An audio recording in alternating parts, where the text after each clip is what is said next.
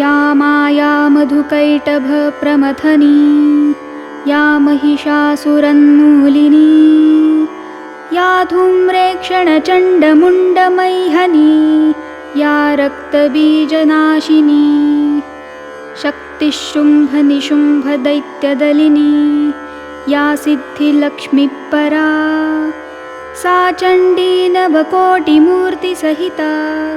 मां पातु विश्वेश्वरी स्तुता सुरैर्पूर्वमभीष्टसंश्रयात्तथा सुरेन्द्रेण दिनेषु सेविता करोतु सा नः शुभहेतुष्वरी शुभानि भद्राण्यपि हन्तु चापदः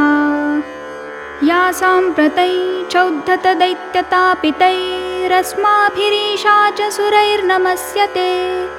करोतु सा नः शुभहेतुष्वरी शुभानि भद्राण्यपि हन्तु चापदः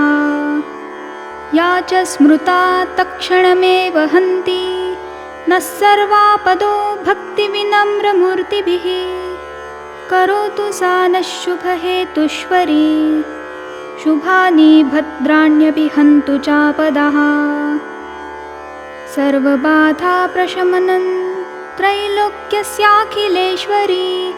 एवमेव त्वया कार्यमस्मद्वैरिविनाशनम् सर्वमङ्गलमाङ्गल्ये शिवे सर्वार्थसाधिके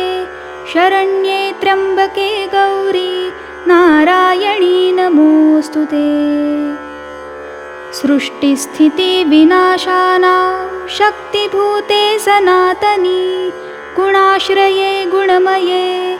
नारायणी नमोऽस्तु ते शरणागतदीनार्तपरित्राणापरायणे सर्वस्यार्तिहरे देवी नारायणी नमोऽस्तु ते सर्वस्वरूपे सर्वेशे सर्वशक्तिसमन्विते भयेभ्यस्त्राहि नो देवी दुर्गे देवी नमोऽस्तु ते।